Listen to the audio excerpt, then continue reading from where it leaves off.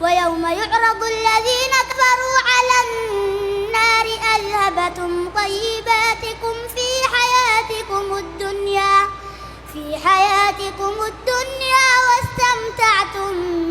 بها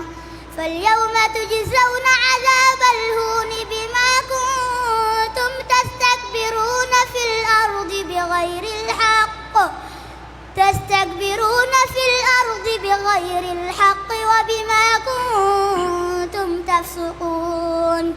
واذكر أخا عاد إذ أنذر قومه بالأحقاف وقد خلت النذر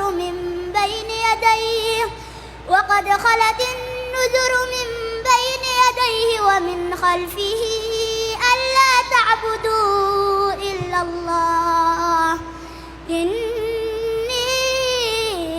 أخاف عليكم